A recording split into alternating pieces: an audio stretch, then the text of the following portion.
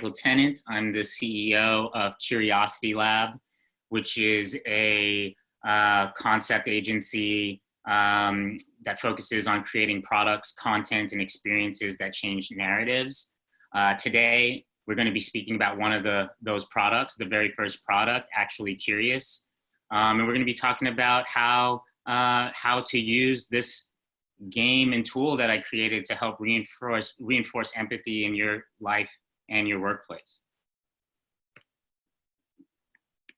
Also, I'll say real quick, please, if you have questions during this thing, please add them in the chat, and we're going to have 10 minutes for Q&A at the end. Awesome. So I lead off with this quote from Maya Angelou. It essentially is the premise, one of the premises we start from, which is that we all have empathy. And I think this point about, having the courage to display it really hits the nail on the head of why we even created this game, which we created it as a thought leadership project. In 2018, we wanted to fight divisiveness, and we wanted to create a Trojan horse to help people arrive at their own biases. And out of, a really awesome, diverse team, all female, multicultural, and me, we came up with this game as part of a tactic within the campaign. So about Actually Curious, it basically combines play and interactive learning to teach people the tools of having conversations with empathy and understanding. The original game is the white deck. It's called now the Curiosity Edition. In it, there are 4 colors. I'll talk about that more. And then we created a new edition called the Happy Hour Edition, which is a game that's good for situations that, you're not comfortable getting too confronting in. Like coworkers, maybe like your parents possibly aren't ready to go super deep yet. You want to start them off someplace light. That's what the Happy Hour is about. So the Curiosity Edition is where we're going to focus today. The way it works, essentially, there are 4 colors: blue, green, yellow, and pink. Blue are questions that are easy to ask a stranger, and you work your way up in levels up to pink, which are questions that are possibly difficult that you haven't even asked, your best friends or a romantic partner. And the idea is that through playing the levels, you build trust over time, and you meet each other where you're at. So what you'll learn from this workshop are 3 key tools for building empathy at home, in your personal life, and at work. And those are 1, fostering safe space. What it means to foster safe space, and frankly to have a tool to help support you in doing so in constructively. 2, actively listening. So listening with curiosity versus fear, listening to learn, not to respond, not with defensiveness. Because this game models you just actively listening to what each other has to share, it helps you strengthen that ability because you see the benefit from it. And then bias awareness. It's covered. Essentially, that's what the whole game is about, is allowing people the framework to arrive at biases on their own. The gamification element, the competitive nature of people, and just kind of helps you kind of get to a place where people are sharing and listening, and hopefully, if the game does its job right, learning something new about themselves and about others. So let's dive in. Y'all ready? I get a little hand wave? Y'all ready? All right, let's go. All right, so the rules. Basically, the game has rules that are in the instruction manual. Over time, I'll be publishing more rules. Today, I made these rules specifically for this occasion. I'm gonna call it like dealer style. All right, so the way the game will work is, since you guys don't have the game, or maybe you do, but let's pretend you don't, and I do, I will essentially deal the cards out to you. 3 volunteers will start the game with me. You'll raise your hand by doing the raise hand tool, and you'll take turns sharing your name and then answering the question that I select, starting with the blue card. The community will vote on the answer that they feel most connected to. That person then gets the opportunity to select the next card. The choice will be to stay in blue or move up to the next level. you have to do one color of the previous level before you're able to move up. Cool, does that make sense? And also, just to let everyone know, since I can't see all of you right now without scrolling, if I don't see your hand raised, just also add it in the chat, please. Okay, so if you didn't get that, it should be pretty simple enough. I'll just kind of prompt you through. I'm ready for, let's see, what's my next slide say? No, we're not ready for that. The rules will stay up, and I need 3 volunteers. The first question, and the cards are here. You can't see it. I had to balance here. The first question from the blue deck is, name 3 things you are grateful for and why. Name 3 things you're grateful for and why. And just for anyone who might have joined late, we're getting 3 volunteers to answer. The audience will type in the name of the person whose answer they felt most connected to. And if you don't find the hand raise tool, just say in the chat if you want to volunteer, and I'll look for you and try to unmute you. Anyone? Anyone? All right, we got, let's see. We got Sam. Cool. And who else we got? We got one. We got Sam. Oh, We got some volunteers. let's see. Welcome. Thank you for Hi. volunteering, Sam. Is that right? Of course. Okay. Thank you Sorry. for The question is, this. name 3 things you're grateful for and why. And just try to, let's keep our answers within like a minute and a half. Sure. So first thing I'm thankful for is my boyfriend. He has been keeping me sane throughout COVID, but he also has been pushing my thinking in relation to politics and race. Second thing I am thankful for right now is my agency. They have taken this time today for all of us to be part of this summit. So that's been amazing. And the third thing I am thankful for would really be just being here, being able to learn, to hear from other people. Thank you for sharing that, Sam. All right, who's up? We also have Lori, and hopefully it's cool if I just say B. Yes. Welcome, Lori. Thank Let's you. hear it. Hi. Yeah, so thank you very much. I agree with Sam. You know, the first thing I'm very grateful for is my family, the support I have with my husband, and then also just I have a very large family, and they're a huge source of inspiration and comfort for me. I'm also really grateful to my agency and my, you know, that I'm able to be employed, that they're open-minded about making change and are committed to making change within our walls. Where we're located is not the most culturally diverse area. So I'm happy that they're opening their arms and minds to that. And then I am also very grateful for the opportunity to listen and learn from everyone on the panel and from everyone in these rooms. So, you know, the opportunity to grow and change is probably one of our greatest gifts. Thank you. Mm-hmm. All right, contestant number 3.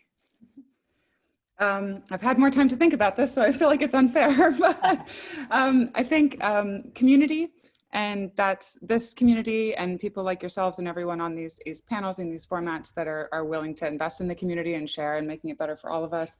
And I think, you know, friends and family, and then our advertising community. So community overall, I am a freelancer, so grateful for work and to have been working, and through work having more access to things like this, which is a privilege in itself. And then finally, I think having a little bit of time, having a time, I haven't spent 4 hours not doing something really specific to a production for years. So this is an incredible opportunity, and I'm just really grateful to be able to do all of it. Thank you, thank you. 3 amazing answers. All right, so we need votes. Votes in for the answer you felt most connected to. That person's gonna select the next card. They have the opportunity of staying in blue or going up to green. I'm gonna suggest we go up to green because we don't have that much time. Jeff, you're gonna have to help me with the tally. Feel free to vote, or just like say a name just so we can play Yeah, out or the if you know exercise. if they have names in the chat, that'd be great. We've got one for each. Let's see. Woo. Oh man, now it's going.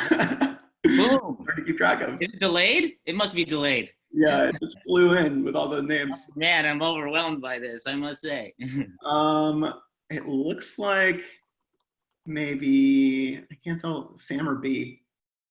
Looks like I'm seeing a lot of B. Yeah. Right? Is it B? Is it B? Is it B who went last? Yeah. Okay, it's B who went last. So it goes. So it goes. All right, B. So, all right, because we only have less than 10 minutes left, I'm changing the rules up a little bit. We're going from 3 contestants to head-to-head. B, you get to select. Do we stay in blue or do we go up to green? Green? Okay, you're going first this time. And someone volunteer in, get that teed up, Jeff, and so we can keep it moving. The question is, what are you willing to fight for and why? B, and in a minute and a half or less. In a minute. Unmute.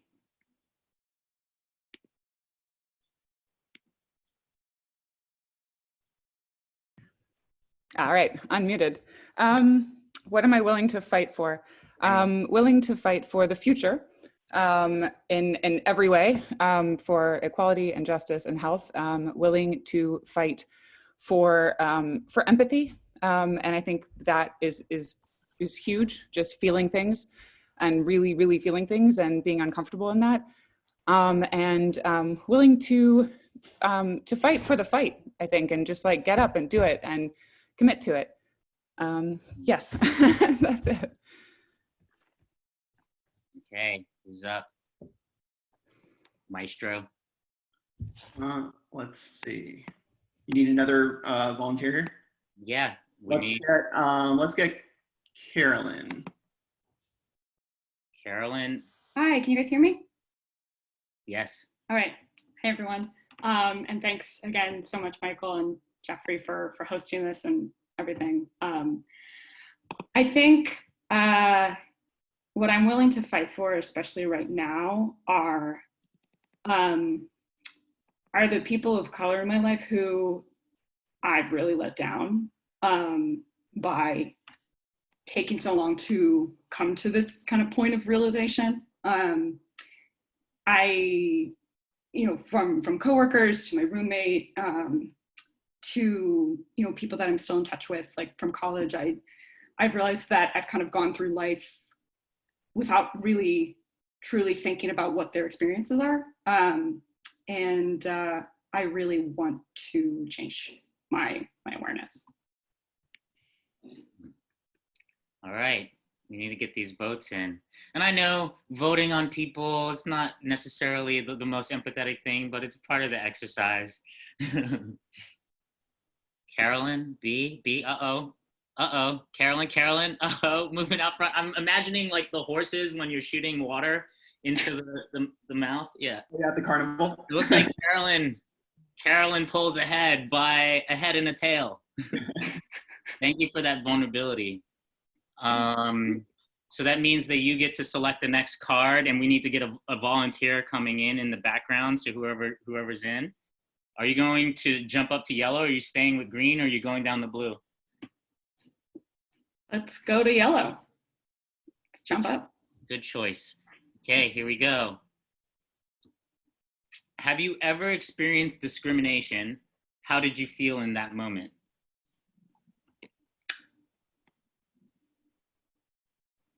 Honestly, no. I don't think I have, and that is probably one of the most like eye-opening realizations for me. And granted, if I'm being completely honest, this sort of like reflection has only really been happening with me for like the past few weeks, and so I think that there's just a lot of there are a lot of things I'm reflecting back on, especially earlier in my career, where I thought, oh, well, was something like that said to me because I was a woman, or was because I was just inexperienced? But I don't really think I've had a feeling where someone didn't give me an opportunity or allowed me to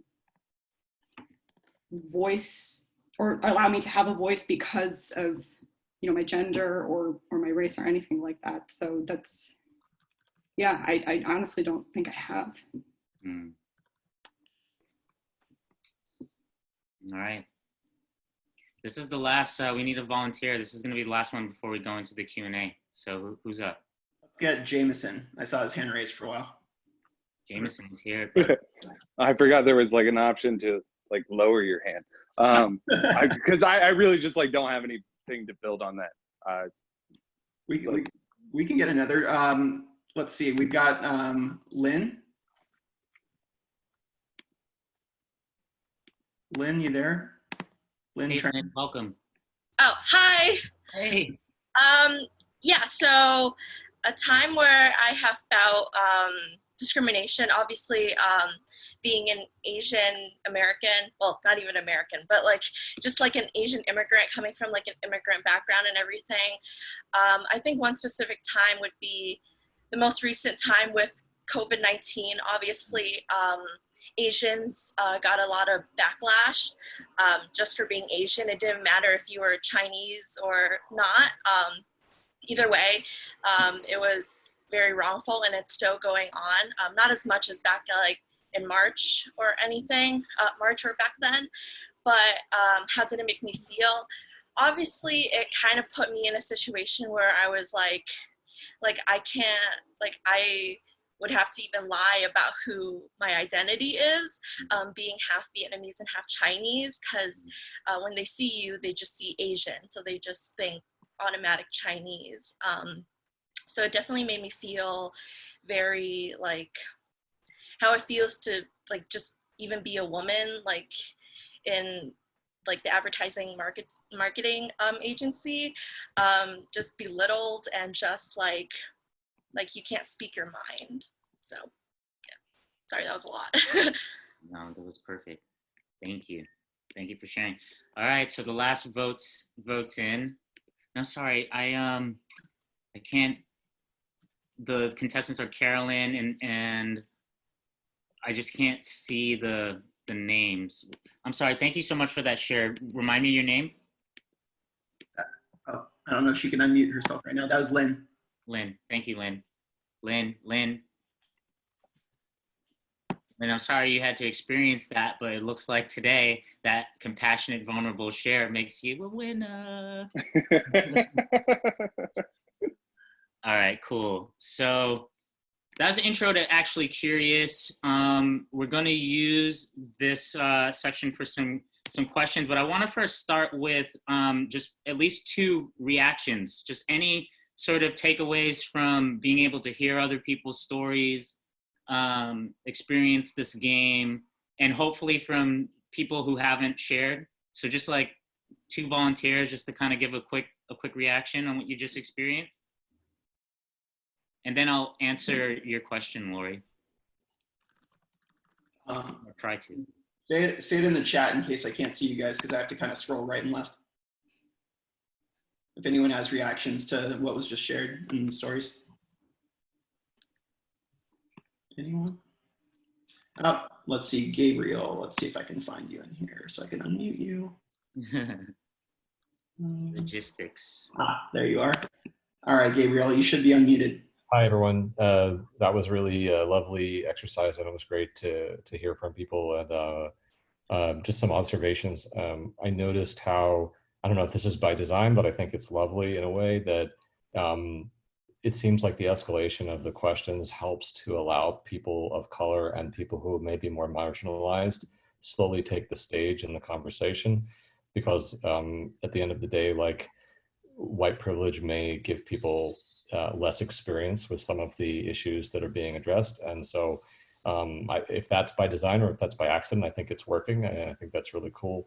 The other thing I noticed in my own self was like, I had an answer to that question about discrimination, but because this is being recorded and because it's being broadcast, I didn't feel comfortable sharing. So I think it's also interesting to like put, parentheses around our experience today live, streaming over the internet, and just think about what kind of impact these sorts of experiences could have in a more private or potentially in person, after COVID, but at least an encrypted space, because we also know Zoom is not an encrypted space.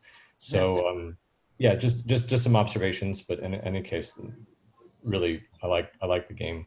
Yeah. Gabriel, so I think, every moment's a learning moment, and even the moments where you choose to, for whichever context, to be silent. For me, I try to key in on those moments for myself as a moment of fear, and I reflect on that, and I use that as a teaching moment for myself as to, why I didn't want to share it. Maybe it's just simply privacy, but maybe it might be scratching at a bias that you might want to, investigate. I just think, since it is broadcast, that's the way I would kind of look at those moments and learn from them as well. Mm-hmm. Kate had a reaction too, and she is unmuted. Thank you, Kate. Hi, everyone. Yeah, I mean, entering this Zoom, when I realized it was a game, I was like, oh, wow. I mean, I love games, but that's intimidating. Like, we have to talk and interact. And then the premise of the game is like super vulnerable. And I was like, oh, wow, this is uncomfortable. Like, honestly, my heart is racing for people answering, and it's racing right now. And then like, I just had this moment of like peace run through me where I was like, that is the point. So I just want you guys to know it worked. And I can't wait to do this in a different setting with family, really, and friends, potentially. And then also, like, you might have missed it up front, but there are 2 decks. There's a deck that's a lot lighter, that's not nearly, it's just one level. You could play it before this as like a warm-up. You can play it in between as like a palate cleanser, if you will. Yeah. Okay, so let's go to the Q&A. And Jeff, maybe you can help me just select one, because it just got no sweat. We had a question from Lori. She said, how do you confront a lack of empathy, especially in someone in a leadership role? Okay. I don't have a silver bullet answer to this. So and I've failed at this. This is why I work for myself. But what I will share is, these days, I am very conscious about what it means to protect insecurities. And I oftentimes am looking at the behavior of a boss or someone who's antagonistic or belittling or whatever. And I try to find what it is in them that they are compensating for. Maybe it was a crappy boss, maybe it was a overbearing parent, I don't know. But typically, if I can like start to empathize with what makes that person that way, it helps me along the path of figuring out how to improve my relationship with them. That's my hack, anyhow. Okay, we got another question from Dee. She said, how do you approach someone with empathy who's discriminated against you? I'm a non-Black woman of color, for context, or does not recognize or acknowledge their white privilege or how they uphold systems of white supremacy. Wait, how do you approach someone with empathy who has discriminated against you? Yes. Man, another tough one. Thank you for these hardball questions that I don't, I'm not necessarily a DEI expert, but I'm going to give a go. For me, for starters, someone shared something about what happened in their body and the calming and even paying attention to being nervous up front. I do a lot of that, especially when I'm preparing for a difficult conversation. The more awareness I have about what happens to my body in response to a potentially like antagonistic situation allows me like a different kind of signal and allows me to choose. I may choose that this heat that's coming in my body or like my heart rising, that's telling me that I'm in danger or I have perceived danger, that I'm going to use that to actually respond with that. Or I might choose to say, well, I think a more disarming approach, a more like, it's kind of like non-confrontational approach might be the move here. Maybe my body just told me like, hey, prepare for whatever it's going to take to do so. Again, I think I'm really focused on my happiness. And so I just kind of try to remove myself from those situations. But I do I do confront those conversations. Recently, I had someone who was trying to empathize with me around race start to debate the nuance around the word diversity and diversity, inclusion, and equity and inclusion, and why it should be used. And it started to upset me. And I just very politely said, I don't feel called to debate that nuance. And then I exited the conversation. So anyway, those are my things. How much time do we have? We got 5 more minutes. All right, one more, and then I'll do an outro. Let's see. We've got one from Sam. How can we help others be more empathetic? Thinking about having conversations with friends and family. How can we open up their perspective? Yeah, I mean, for me, I just had a really amazing 3-month experience that started off really terrifying, where I spent 3 months with my parents in Southwest Florida, and I wrote an article about it. But what I would say is, first of all, let go of expectations of changing people. That just, again, kind of protecting your boundaries, let that go. And then for me, in order to prepare for those conversations, get really intimate with your own ego and your own triggers, such that you're prepared for any kind of defensiveness, especially in close relationships like family that you might encounter just by, trying to do trying to express your views and hear theirs, but, hopefully nudge them towards something that you believe is right. But I think with those tools, I think if you go in there knowing your boundaries, and not having an expectation that, this is a failure if you don't walk away with having convinced that person, then enough instances of going back to that person with love has a really good opportunity of getting the outcome that you want. Cool. Looks like we've got 3 minutes left. I know a couple of people asked where can they get the cards? Cool. Okay, so let's close. I'll close on that. So basically, I wanted to share this quote. If ever someone wants to try and bring this into their space, I have a ton of quotes based on the scenario. It can help you build the narrative that makes sense for your audience. But this one feels really important to me because this is why I do this. I really do believe that we need more empathetic leaders in this world. And by sharing this game, I think it potentially opens the aperture a bit and opens the top of the funnel to have people understand what empathy is and start to, explore introducing these tools. And so I'm here giving this gift to you. It's been a labor of love and passion, and I hope you'll check it out on actuallycurious.com. My ask is to pay it forward, this work. Be prepared to show courage, be aware that bias and lack of safety, and model the strength it takes to show vulnerability in front of people. Lead with empathy, be prepared to learn someone's story and get curious about their narratives and get curious about narratives that you might have that you're welcoming the opportunity to let go of, and follow through. Live from your values and acquire a network of like-minded people like we have here, that we've assembled here. And I think if we can just focus on that piece, then we're doing our part, and we'll make progress. So where you can learn more, you can get this deck so you can actually do this in your own community. There's also a values workshop that I do whenever the world starts spinning around me, so I'm grounded in why I do what I do. So I've uploaded both of those at actuallycurious.com/workshops. You can also get the game there. And if you're not ready to make the purchase, then there's also a free version, and we translated it into 8 languages for in response to COVID-19 to just spread connection. And then you can follow me or my card game or our agency at the handles here.